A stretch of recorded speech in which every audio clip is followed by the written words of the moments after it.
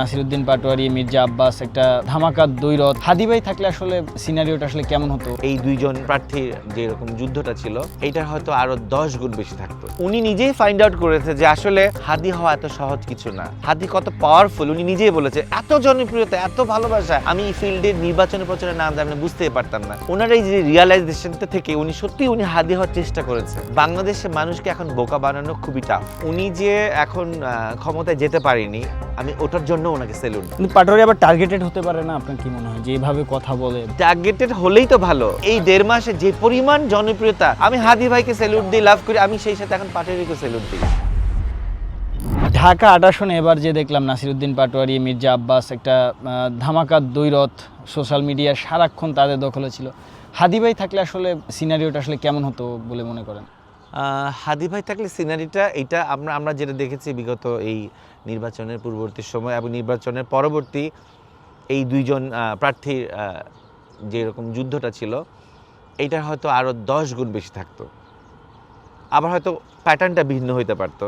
তবে আমি মনে করি দ্বৈরথটা বেশি থাকতো, প্যাটার্নটা একটু অন্যরকম হতো। পাটোয়ারি ভাই যেমন উনি ওনার মতো করে ফাইট দেওয়া শুরু করেছে। শুরুর দিকে হয়তো অনেকে এটা অ্যাকসেপ্ট করে নাই যে এটা উনি হাদি ভাইকে ক্যাচ করছে, হাদি ভাইকে ইউজ করছে। হয়তো উনি প্রথম দিকে সেটাই করেছিল হয়তো, কিন্তু উনি করতে করতে উনি নিজেই ফাইন্ড আউট করেছে যে আসলে হাদি হওয়া এত সহজ কিছু না। হাদি কত পাওয়ারফুল উনি নিজেই বলেছে। এত জনপ্রিয়তা, এত ভালোবাসা আমি এই ফিল্ডের নির্বাচনী প্রচারে না জানলে বুঝতেই পারতাম না। ওনার এই যে রিয়ালাইজেশনটা থেকে উনি সত্যি উনি হাদি হওয়ার চেষ্টা করেছে। উনি অনেস্টলি চেষ্টা করেছে। মানে হাদি হওয়া তো সম্ভব না, উনি অনেস্টলি চেষ্টা করেছে বলেই উনি এত ভোট পেয়েছে। এবং ওনার এই হারটা, বিজয়ের হারটা আমার কাছে দৃশ্যমান মনে হয়েছে যে না, উনি সত্যি চেষ্টা করেছে। হ্যাঁ, না মির্জা আব্বাসের মতো মানে উনি এই 1.5 মাসে যে পরিমাণ জনপ্রিয়তা, বাংলাদেশের মানুষকে এখন বোকা বানানো খুবই টাফ।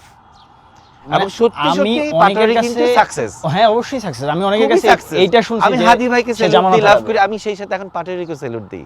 অনেকে এইটা বলছে যে পাটোয়ারি জামানত হারাবে, মির্জা আব্বাস এখানে এতদিনের প্রার্থী, এই এরিয়া তার, এ ধরনের অনেক মানে কথা ছিল মাঠে যে পাটোয়ারি এখানে আসলে জামানত হারাবে, এত ভোট পাবেই না। সেখানে যে হাড্ডাহাড্ডি লড়াইটা হলো এবং যে রেজাল্টটা আসলো, এটা আমার কাছে ব্যক্তিগত মনে হয় এটা পাটোয়ারির রাজনীতির ক্যারিয়ারকে একটু পুশ করবে। ভাই এবার একটু বলেন তো, আসলে এনসিপির মধ্যে কোন নেতাকে আপনার কাছে, এনসিপি যেহেতু অভ্যুত্থান পরবর্তী একটা দল, কোন নেতাকে আপনার কাছে বেশি ক্যারিশম্যাটিক বা বেশি ডিপ্লোম্যাটিক মনে হয়? আমি এনসিপি দিয়ে ওদেরকে জাজ করবো না, এনসিপি পরে, মানে এনসিপি তো পরে পার্সন দিয়ে জাজ করবো। আমি পার্সন দিয়ে, আমি জুলাই যোদ্ধা হিসাবে বলবো। সে এনসিপি আমি দলীয়ভাবে কাউকে বিচার করি না। প্রত্যেকটা মানুষ ইন্ডিভিজুয়াল, তার মেধা, সততা, তার ফাইটিং তার নিজের।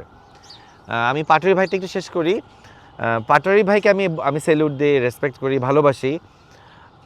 উনি যে এখন ক্ষমতায় যেতে পারেনি, আমি ওটার জন্য ওনাকে সেলুট দিই। বিকজ উনি জিতে গেছেন। উনি ক্ষমতায় গেলে হয়তো জিতে যেতেন না। উনি যখন ফিল্ডে থাকবেন উনি আরও গেইন করবে, উনি আরও ভালোবাসা পাবে, সমগ্র বাংলাদেশ ওনার সাথে থাকবে।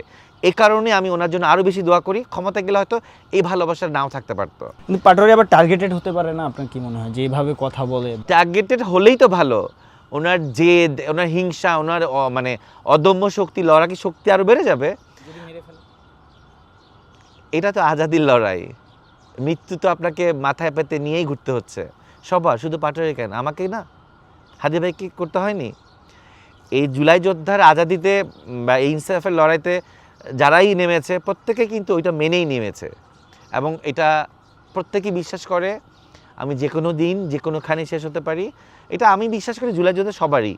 আপনাদের মধ্যে কি এখন এই ধরনের আলাপ হয় বা বোঝা যায় না? আমরা এক ছাদের নিচে থাকতে কেন হবে?